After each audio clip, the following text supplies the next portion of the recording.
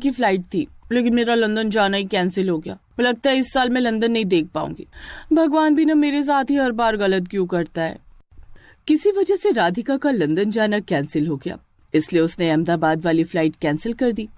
अगले ही दिन अहमदाबाद की फ्लाइट लंदन जाने के लिए पूरी तरह तैयार थी। सारे यात्री उसमें बैठ रहे थे। एक से एक बड़े बड़े लोग, बड़े बड़े बिजनेसमैन, बड़े बड़े नेता भी उसमें बैठे थे। बहुत सारे बच्चे भी उसमें मौजूद थे। बच्चे अपने माँ बाप को परेशान कर रहे थे और सेल्फी ले रहे थे। माँ थोड़ी सी स्माइल करो, पापा आप भी स्माइल करो। वाह कितनी अच्छी फोटो आई है, मैं अपने दोस्तों को व्हाट्सएप कर देता हूँ। बेटा आराम से बैठ जाओ, फ्लाइट टेक ऑफ होने वाली है। ये हमारा घर नहीं है जो आते ही खेलने लगे। तभी फ्लाइट में बैठी एक औरत बोली, बच्चों को खेलने दीजिए भाई साहब, फ्लाइट जैसे ही टेक ऑफ होने वाली होगी पायलट हमें खुद बता देंगे। तभी अचानक उस फ्लाइट में पूर्व मुख्यमंत्री की एंट्री हुई। सारे लोग उनके साथ सेल्फी लेने लगे। सर एक सेल्फी मुझे दे दीजिए सर, एक सेल्फी। सर वैसे आप जा कहाँ रहे हैं? अंकल सबसे पहले एक सेल्फी मुझे दे दीजिए। आप लोग बैठ जाइए, बहुत लंबा सफर है, हम लोग सेल्फी लेते रहेंगे। और वैसे भी अब तो मैं मुख्यमंत्री रहा नहीं। खैर सारे लोग बैठ गए। तभी पायलट की आवाज आई, good morning ladies and gentleman, आप सभी लोग अपनी सीट बेल्ट बांध लीजिए, बस कुछ ही मिनटों में हम लोग टेक ऑफ करने वाले हैं। All the best for your journey. चलो चलो बच्चों जल्दी बैठ जाओ, मैं सीट बेल्ट बांध देता हूँ, हवाई जहाज उड़ने ही वाला है। थोड़ी देर में वो फ्लाइट टेक ऑफ हो गई और हवा में उड़ने लगी।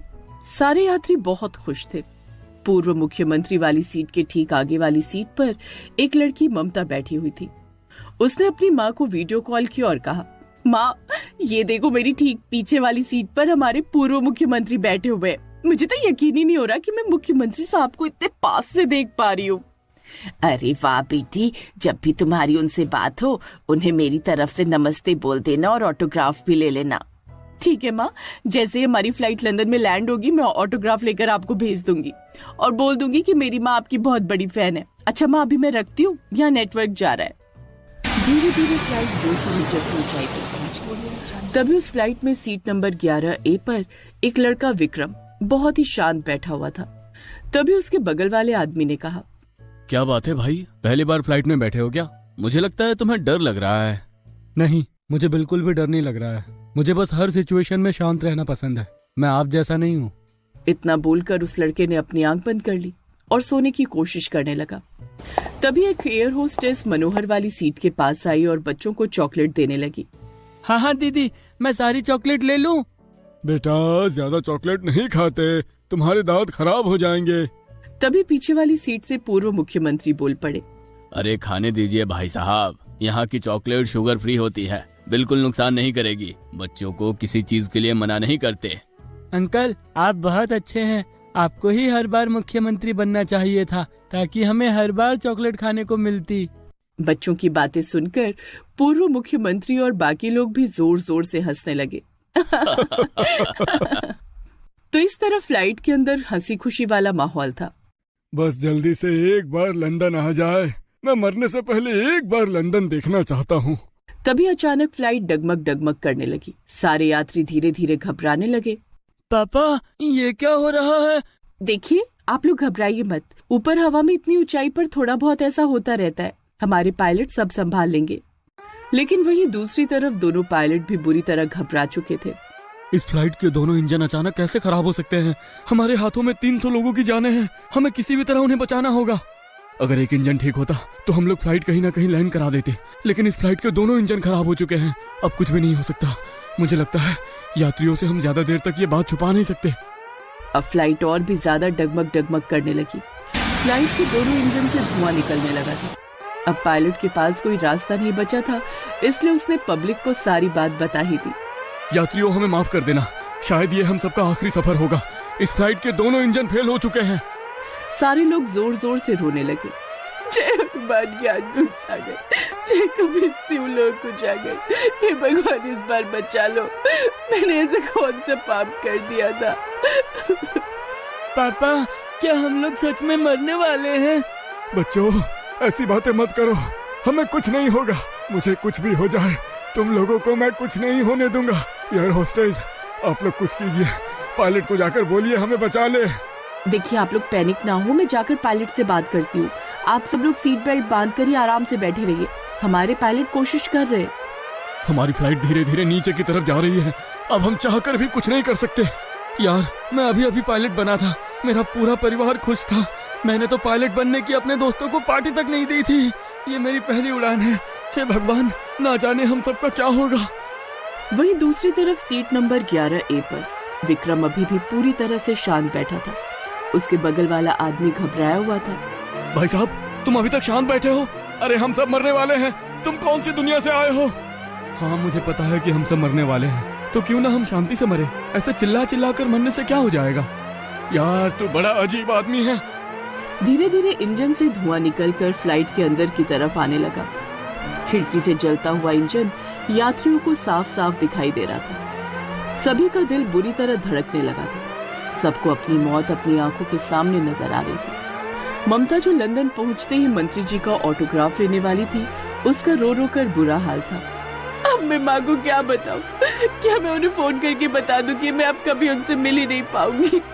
लेकिन यहाँ पर नेटवर्क भी नहीं है। माँ, मुझे माफ कर देना, अब शायद मैं आपसे कभी नहीं मिल पाऊंगी। आग अंदर तक आ चुकी है। बहुत तेजी से डगमग होने लगी। आग और धुआं फ्लाइट के अंदर आने लगा। इतना सब कुछ होने के बावजूद एयर होस्टेस अभी भी लोगों की मदद करने में लगी हुई थी। बच्चों, डरो मत, कुछ नहीं होगा। अरे क्यों आप लोग हमारे बच्चों को फालतू का दिलासा दे रही हैं? फ्लाइट की हालत देख रही हैं आप? अब हम में से कोई भी नहीं बचेगा, हम सब मरने वाले हैं। बस आखिरी वक्त ऊपर वाले को याद करो, हो सकता है अगले जन्म में हम सब एक ही जगह पैदा हों।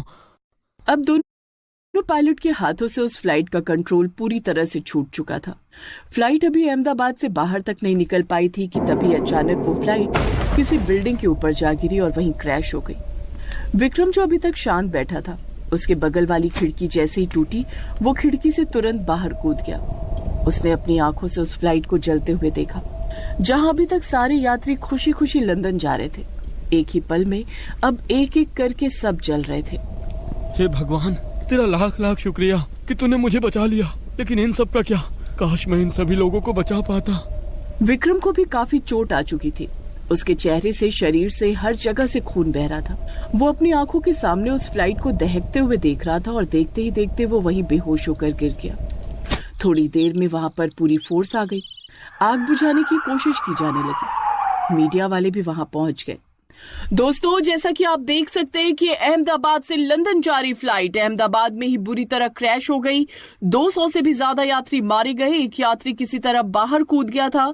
अभी वो बेहोश है, जिन्हें अस्पताल ले जाया जा रहा है। शायद उनके बचने की संभावना है। लगभग 1 घंटे तक आग बुझाने की कोशिश की गई, तब जाकर आग बुझी। लेकिन तब तक सारे यात्री पूरी तरह कंकाल बन चुके थे।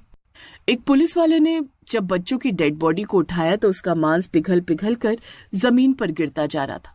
वहीं दूसरी तरफ सेना के अधिकारी ने जब ममता की लाश उठाई, तब उसकी खाल भी पिघल पिघल कर जमीन पर चूती जा रही थी। आधे से ज्यादा लोगों की तो डेड बॉडी ही पहचान में नहीं आ रही थी। भगवान, इतनी बुरी मौत किसी को ना दे।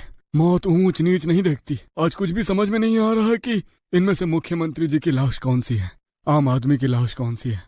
किसी तरह सबकी लाशों को अस्पताल ले जाया गया और सबके घर वालों को खबर पहुंचा दी गई। परिवार वालों का रो रो कर बुरा हाल हो गया। ममता की माँ तो रो रो कर बेहोश हो रही थी। अभी थोड़ी देर पहले मेरी बेटी कितनी खुश थी, मुझे वीडियो कॉल किया था, बोला था लंदन पहुंचते ही मुख्यमंत्री जी का ऑटोग्राफ ला कर दूंगी, पर अब मेरी बेटी कभी नहीं आएगी। संभालिए खुद को। थोड़ी देर बाद देश के प्रधानमंत्री विक्रम से मिलने पहुंचे। कैसे हो विक्रम? कैसा महसूस हो रहा है अब? सर, प्लेन क्रैश से पहले का नजारा बार बार मेरी आंखों के सामने आ रहा है। बहुत ही खौफनाक नजारा था वो। अगले दिन राधिका ने जब उस प्लेन क्रैश की खबर देखी, तब कभी कभी भगवान जो भी करता है अच्छे के लिए करता है। अच्छा हुआ उस दिन मेरा लंदन जाना कैंसिल हो गया था।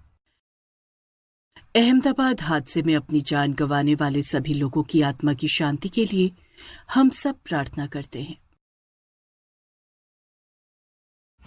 सोनम की शादी की तैयारियां चल रही थी। उसके माँ बाप बहुत खुश थे।